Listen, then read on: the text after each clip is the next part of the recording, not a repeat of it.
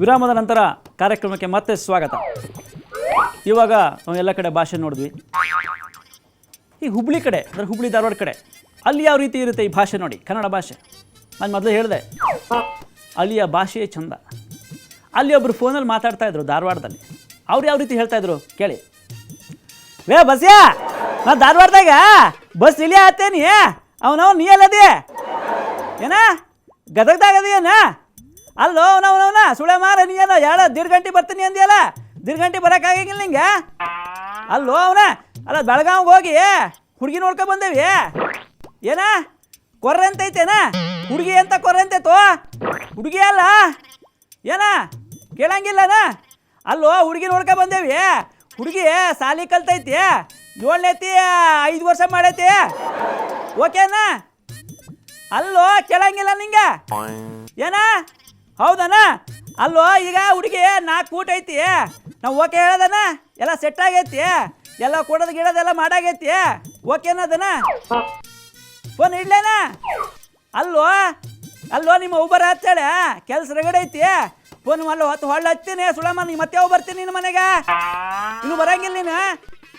ಬಾರೋ ಮಾರೇ ಬೆಳಗ್ಗೆ, ಫೋನ್ ಇಡ್ತೀನಿ ನೋಡ. ಪಾಪ ಅಪ್ಪ ಮಗನ ಸಂಬಂಧ ಅದು. ಅಪ್ಪ ನಿಮ್ಗೆ ಕೇಳಿದ್ರೆ ಏನು ಅನ್ಸುತ್ತೆ ಅಂದರೆ ಅಪ್ಪ ಬೈತಾ ಇದ್ದಾನೆ ನಾನು ಅನ್ಸುತ್ತೆ. ಬೈತಾ ಇಲ್ಲ, ಅಪ್ಪ ಮಗನಿಗೆ ಪ್ರೀತಿಯಿಂದ ಕರಿತಾ ಇದ್ದಾನೆ ಸುಳೆ ಮಗನಿಗೆ ಅಂತ. ಇಷ್ಟು ಚೆನ್ನಾಗಿರುತ್ತಲ್ವ ಭಾಷೆ.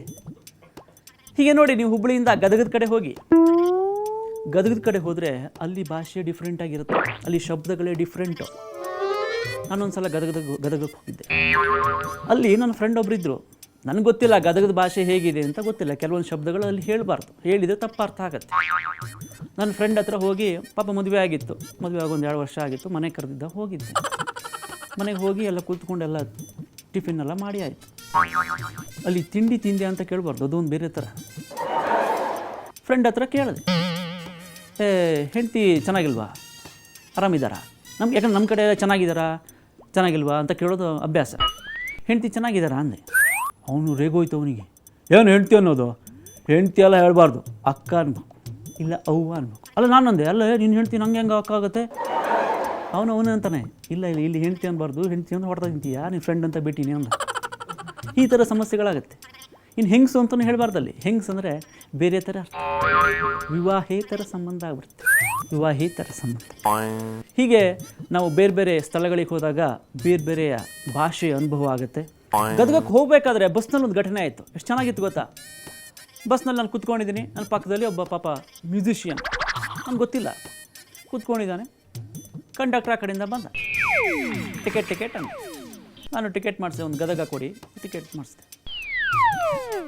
ಪಕ್ಕದಲ್ಲಿದ್ದವನು ಮ್ಯೂಸಿಷಿಯನ್, ಅವ್ನು ಕೇಳ್ದ. ಅವ್ನು ಟಿಕೆಟ್ ಕೇಳೋ ರೀತಿಯೇ ಬೇರೆ, ಯಾಕಂದ್ರೆ ಅವ್ನು ಮ್ಯೂಸಿಷಿಯನ್. ಅವನು ಕೇಳ್ದ, ಗದಗ ಟಿಕೆಟ್ ತಾ ಅಂತ. ಹಂಗೆ ನಾನು ಏನು ಏನಪ್ಪ ಈ ಥರ ಕೇಳ್ತಾ ಇದ್ದಾರೆ ಇವರು ಅಂತ. ಯಾಕಂದ್ರೆ ಅವ್ರು 3 ಜನ ಬಂದಿದ್ದಾರೆ. ಅವನು musician, tabla master. Gadag ticket ತಾ ಅಂತ. ಕಂಡಕ್ಟರ್ಗೆ ಅರ್ಥ ಆಗಿಲ್ಲ. ನಾನು ಹೇಳಿದೆ ಆಮೇಲೆ, ಇಲ್ಲ ಅದು ಮೋಸ್ಟ್ಲಿ ಗದಗಕ್ಕೂ ಟಿಕೆಟ್ ಕೇಳ್ತಾ ಇರಬೇಕು ಅಂತ. ಆಮೇಲೆ ಕಂಡಕ್ಟ್ರನು ಅದೇ ರೀತಿಯಲ್ಲಿ ಉತ್ತರ ಕೊಟ್ಟ. ಅವನು ತುಂಬ ಫಾಸ್ಟು. ಗದಗ ಟಿಕೆಟ್ ಪುಕ್ಕಟೆ ಕೊಡಲು ನನಗೆ ತಲೆ ಕೆಟ್ಟಿತಾ ಅಂತ. ಎಷ್ಟು ಚೆನ್ನಾಗಿರುತ್ತೆ ನೋಡಿ. ಹೀಗೆ ಈ ಥರ ಕೆಲವೊಂದು ಘಟನೆಗಳನ್ನು ನಾವು ನೋಡ್ತಾ ಹೋಗ್ತೀವಿ ಬಸ್ನಲ್ಲಿ ಪ್ರಯಾಣ ಮಾಡಬೇಕಾದ್ರೆ ಅಂತ ಹೇಳ್ತಾ ಇವತ್ತಿನ ಕಾರ್ಯಕ್ರಮನ ಮುಗಿಸ್ತಾ ಇದ್ದೀನಿ. ನಮಸ್ಕಾರ.